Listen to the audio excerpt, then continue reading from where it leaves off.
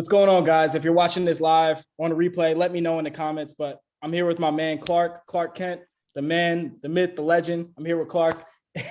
And some of you guys may have seen what I posted the other day. Clark lost 20 pounds in the past 12 weeks or so. And he's done an awesome job being consistent, one of my most consistent guys.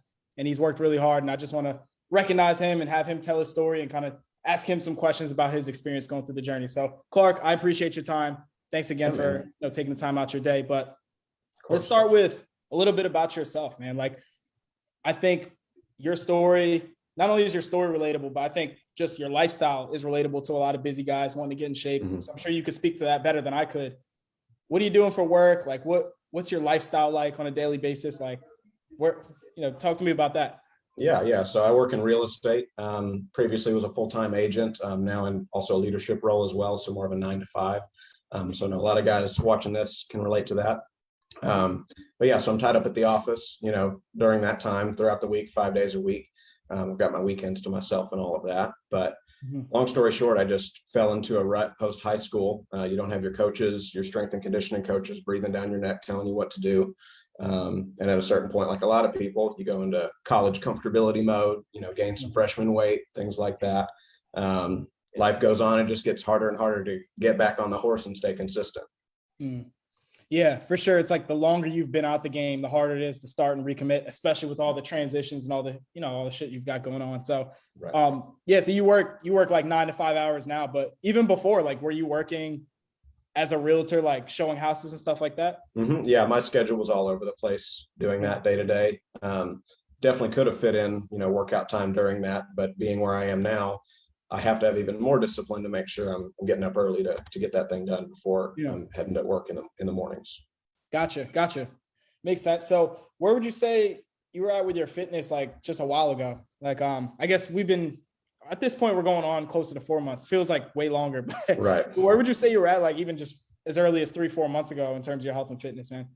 Because I know that's when you start to get serious enough to like, Yeah. Just kind of hit a breaking point or a wall, if you will, where I decided to make some changes in my life. And one of those was really just fully committing to fitness overall, and learning how to do it correctly. I've done the keto diet, Atkins, whatever. Basically, I was counting 30 carbs a day was my magic number. In high school, it was crazy. I probably lost 50 pounds in high school between sophomore and senior year, gained it back, lost it, did the yo-yo doing that. But starting that at 15 years old, I'm 25 now, so 10 years in trying that out.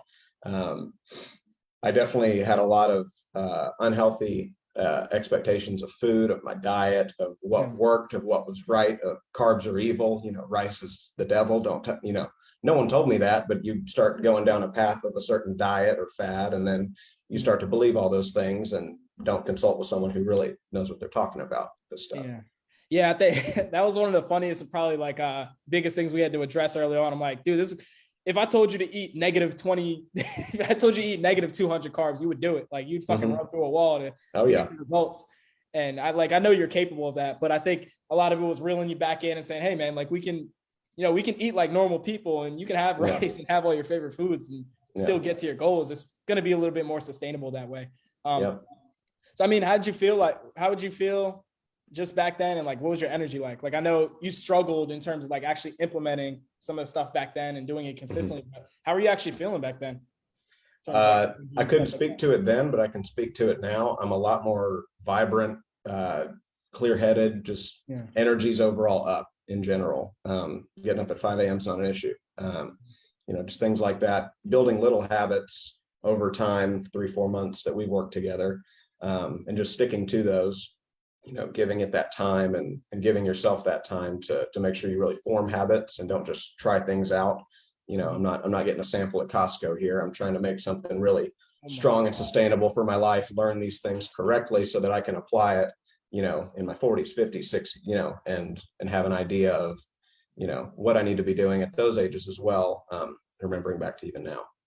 Costco, geez. Yeah, we knew you were going to give us some analogies here, man. I speak in analogies. Yeah, No, but that stands out, man. Like, I think when you're in the moment with some of this stuff, it's like hard to speak to it. Like maybe, I don't know if your energy was extremely low back then, but it's like maybe you didn't notice how different it is until you got here. Right. Like Exactly. Like Yeah. Kimberly said, she commented on your post and was like, man, Mhm. Clark is more vibrant on a daily basis. I'm like, oh, that's great to hear. I mean, other people are noticing that. So super Exactly. glad to hear that. What made you decide to get started? Like, obviously I know your father because I've worked with him, but what was it that, and you've seen his progress, but what was it that made you decide to like prioritize this now? Like just say, Honestly, it was a combination. Right, I'll do it. Sorry. It was a combination of two things. It was seeing his progress pick 15 months in with you. That man has abs now. I was like, what? I've never seen this guy have abs in my 25 years of living. So that was number one. And then number two was just looking at myself in the mirror quite literally later that day and going, okay, if my father can do this in his 50s, there's no reason I need to have this mental blockage that's really chaining me down. It's like I had a mental ball and chain, if you will, about, finding the right information and the consistency of it, knowing how to do it correctly and really seeking out that information, not seeking out the most efficient, easy way to do it, which was in my mind keto, because I could very easily lose 10 to 12 pounds a month, no problem, except the problem was the cheat day on the 7th day of the week. And then, we're eating, 17,000 calories, it seems like, and, eating everything. Oh yeah. Screwing up all the progress from 6 days prior. So, yeah. And I think you speak to that really well. Like, it's just a lot of guys who come from your type of personality, your type of background, play sports, you're just very type A and regimented and you're good with routines. I think a lot of those guys struggle with being all in or all out with their fitness goals. Like what you say about, dude, I know how to get from point A to point B. I'll just eat very clean 6 days a week and I'll do it, or I'll do keto. And then the 7th day you end up, it's all or nothing. It's like you're doing what you have to do 6 days a week. And then that 7th day can offset a lot of the progress you've worked towards. So, I constantly see people approaching their goals that way. And, it's tough to maintain that long-term. So I'm glad you're able to be open to, I guess, thinking a little bit differently about this stuff. Yeah. Yeah. So where would you say you're at now in terms of progress? Like, obviously you're down 20 pounds physically. That's great. But I want to hear you talk more to just the mental, emotional side, how you're feeling on a daily basis. I know you already said you're more vibrant. Like, how do you feel now, man? Overall, I have higher expectations of myself. This was a mental wall that I had from, like I said, about 15 on. I stopped football after my freshman year of high school, decided to go start working more full-time. So I was working, 4 or 5 nights a week throughout high school, sophomore, junior, and senior year. So really work became the focus for me at a young age. And just overall, in terms of how I'm feeling now, I've got that monkey off my back, if you will, in terms of I gave it 3 months. I told myself, if I can do this for 3 months, there's no reason I can't bust through a ceiling and let this just be my lifestyle moving forward. Because the issue with keto is I'd go on for 3 months or 6. Sometimes it was 6. I could make that happen. But then you fall off just as hard. I think one of the coolest parts for me, like I said, 30 carbs a day when I was trying that whole thing out. I mean, I'm regularly eating 140 to 170 carbs a day, and I'm losing weight couple days a week. I mean, I'm losing 2 pounds a week, and really a lot of we've been together since the end of September, but I didn't really start attacking it until after my first anniversary trip at the end of October, leading up to Christmas. I lost 21 pounds in those 2 months, and I just got really dialed in because the progress was more addictive and made me feel better than beating myself up for the things I didn't understand or trying the thing that I tried, running the hamster wheel, if you will. I did that a lot, previously, of trying the same thing, insanity, over and over, expecting something different. 10 years later, obviously that's not going to happen.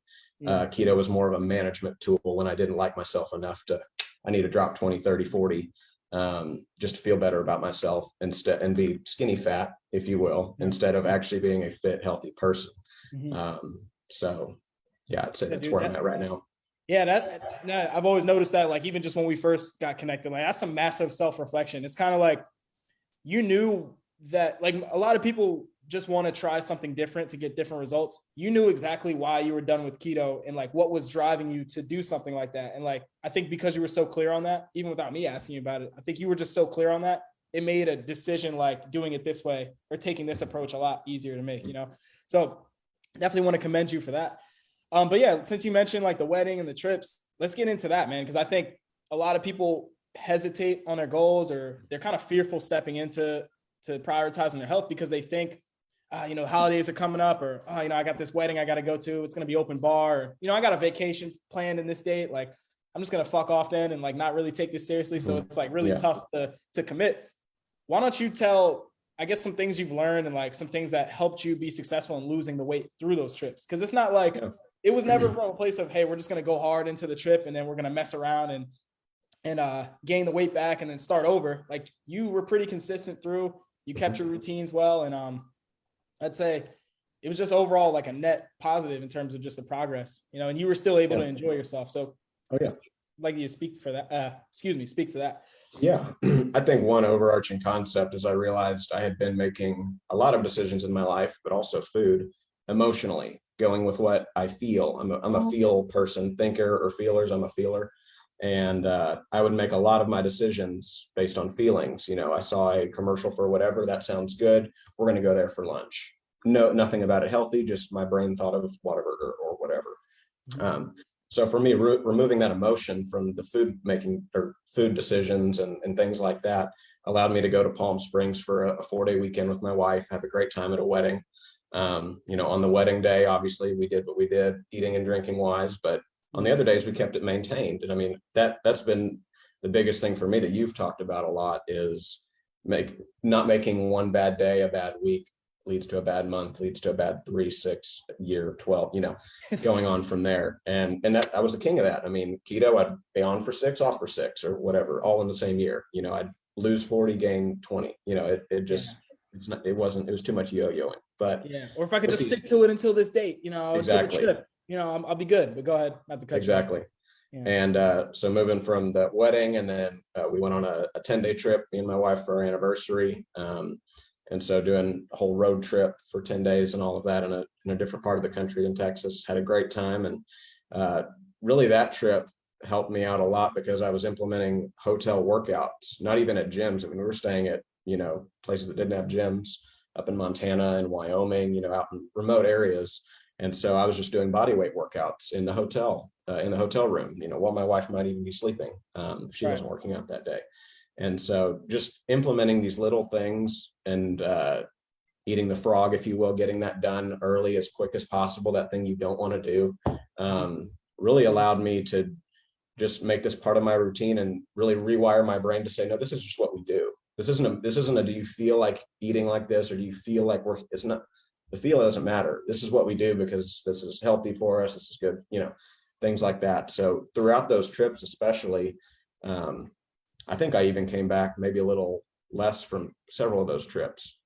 In Mexico just recently. I mean, it's been very, very cool for me to see that, allowing myself to live, you know, have fun, have some drinks, have some food I probably shouldn't have, sweets, whatever, whenever I choose to, but not letting that bad day or bad trip, you know, the trip is the trip, but not letting that become, you know, 2 weeks after the trip and then 2 months after the trip. And then, you know, and then we're down the rabbit hole in June of this year and upset because, you know, we didn't implement anything and kept beating ourselves up and, you know, ate ice cream to feel better or whatever. Because I was the king of feelings of food. I mean, trust me, there was a, you know, I'd probably tried all the drive-throughs in the towns I lived in. So and I've been there, man. Like there are times I'll just eat fast food every day because you eat one thing one day for lunch and then you're like, oh, I could eat that again. Like, oh, you know, I feel like having this, and then, you know, it's so easy. It's hard to build momentum. It's easy to lose it, I'd say. So a couple things stand out. So number one, thinking more and not feeling, not eating out of just, hey, this is what I feel like having. I think part of that is just having a goal, like as simple as it sounds. Like when you come make these arbitrary goals, like, I should probably eat cleaner or get back in the gym, there hasn't been a clear decision or commitment made. It was very difficult to make a decision off of willpower every time, like, should I eat the drive-through or not, or should I cook my food? But I think because you have a goal, you know how to measure it, you're very clear on what that looks like. Now it's just, all right, what standards, what routines, what habits are going to get me there? And it makes those decisions, like whether or not to eat something, a lot easier. So you can think about it because you have the data there. But at the same time, it's just a matter of knowing how much you can eat of that thing. So sure, we've had our days where we lost control. Like I know you had days where you didn't track, but it's fine. You know, it ended up working out, making the next right decision, not letting that turn into, like you said, a week, 2 weeks, one bad day, right? And I'm sure with keto, where it's very all or nothing, you're either in ketosis or you're not. It's like when you fall out, a lot of people are, I got to do an egg fast, or I got to, or I'm just going to say, fuck it until next week or something. So I appreciate you sharing all that, man. And another thing that stands out, you didn't necessarily say this, but just a general theme of what you're saying that I got from that is it's like you're focusing more on your habits and your routines more than just willpower. I think something like keto is kind of like, all right, can you just tough it out? Can you tough out the hunger? Can you tough out not having your favorite foods? Can you tough out the low energy that comes along with it a lot of times, as opposed to just waking up and eating the frog in the morning, doing the workout, just tracking your food, doing the simple things that, get you to where you are. So appreciate you sharing that, man. Cause a lot of people think they either think it's not possible to make it through trips like that and events and still lose weight and enjoy yourself, or they think it has to be very extreme, like one or the other. You're either enjoying yourself or you're just not, or you're just like not enjoying yourself at all. And you're very eating clean chicken and broccoli or like whatever. So cool. What would you say is your go-to meal? Lunch wise, I call it college chicken, but it's just an easy salsa Mexican taco chicken recipe and rice.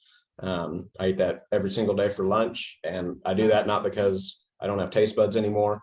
It's because I've flavored up the way I like, even better than Freebirds or Chipotle or wherever I might buy it from for $14 or whatever by the end of the thing, with drink and chips and cake, the whole 9 yards. So that's been my go-to lunch. There is just a shredded chicken recipe, cheese, lime juice, salsa. There's some maybe avocado in there if I need some fat, but breakfast, I just do yogurt and protein shake. I mean, it may sound boring to some of y'all listening, but finding the foods that work, that you like, that you won't get tired of, like Oikos 000 yogurt. I love about half their flavors, and throughout, didn't finish the ones I didn't, but you find out pretty quick what you do and don't like. And I think one of the coolest parts about this, comparing to keto, is keto, in my mind at least, is all about perfection. And something you hone in on is progress, not perfection. Progress. You can screw up, but quite literally, if you're comparing the two, ways of fitness or health, if you will, if you call keto health, in that same, area, that progress, even for my mindset, it lets me be easier on myself, because I have, X amount more calories in a day or at a wedding or whatever that I should. But I know I'm going to be back on it tomorrow, or when I'm back from the trip. It's not like, oh, I'm either in ketosis or I'm not. Progress over perfection. I like that, man. And it's, because it's hard to take someone who hasn't necessarily been doing everything right or doing nothing up to that point, and then tell them, yo, be perfect. Like, damn, man. Like, people who are like super advanced and stuff even aren't perfect. So I think it's just unrealistic expectations for people. But a couple things stand out. I mean, definitely keeping it simple. Like, I'm the type of person where I'm like you, man. Once I find something that works, I just stick with it. Like, you're not out here looking for new recipes all the time. Like, you switch it up, obviously, but it's not like, you're sitting there scanning the internet for like recipes that take an hour, 2 hours all the time to cook. Because you don't have the time for that, man. Once you find something that works, find the things that you like that actually work with the framework of your goals. And then the other thing that stands out is like, man, that's why it's so important to understand the underlying concepts of nutrition, not just thinking about, oh, this is a good food versus a bad food, or like, this is clean and this is healthy eating. Because when you go in with that like myopic view of it, it's like, oh, you start to put everything in a box. Like, these are the only foods that work because they're clean. Whereas what you just said, you're like, the reason you were able to say, find the foods that you like that are good and simple and work, is because you understand that concept, right? Like, it's a matter of you finding what you actually enjoy eating that also works with what you're doing, and, fitting in the stuff that you really like that's probably not good for you, in moderation as well. So I appreciate you clearing that up. What would you say if you had, like, speaking to, I guess, maybe even yourself a few months ago or years ago, or just somebody like yourself, busy young guy that's got a lot on his plate, very driven in his career, maybe struggled with fitness goals for a little while. What would you say to that person? What's your biggest piece of advice for someone like that? If you can master 4 or 5 things, like a gallon of water, certain amount of steps a day, tracking your food daily, which seems daunting, but it's just a habit you create. It was weird as heck to me and my wife at the end of September, which was 4 months ago. I mean, we didn't start this with keto, trust me, 10 years ago. But if you can just learn and commit to doing 4 or 5 things a day, that's all in the app that he gives you. It is not difficult. It's just consistency. I mean, success is boring and simple.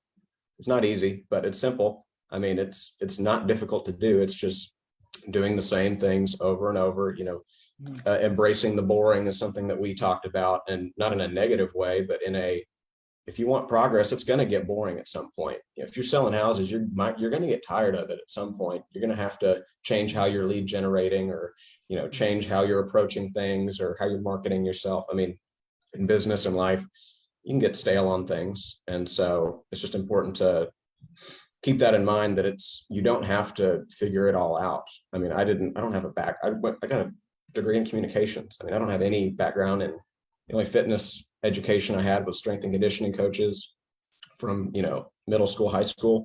And food wise, it was, oh, the Atkins diet sounds cool. 30 carbs a day for 10 years, didn't even research it more. It was just losing me weight. And I didn't care, because that was what was important. No, that stands out a lot, man. Or I guess I resonate with that so much because that's how I look at this stuff as well. And I think it resonated with you too when we've just talked about it from day one, is because that's how you approach a lot of things in life, especially like work. Like when you take all the flash and the thrills out of it, like even just in real estate, people on the outside looking in think it's like you're always selling $1 million houses and it's like this flashy thing. But like working from the inside out, you working in the industry for so long, it's not always like that. There's boring, laborious parts of it, but that's what makes you successful. It's the same thing here. You master the 4 or 5 basics, that's going to be 80 to 90% of the progress. All the flashy shit y'all see people selling and all the flashy stuff you see in commercials and in different blogs and all this new science and information, there's no new fundamentals, man. The simplicity is what actually gets you results. Like, master the boring stuff. I like that. Yeah. You can't build a pyramid on sand. Gotta have a good foundation, Gotta have a good foundation. Yeah. Yeah, dude. Clark, I appreciate you taking the time out your day to just do this interview with me and talk to the people out there about your story. So again, appreciate your time, and I'm gonna go ahead and end this. All right, man. Appreciate you.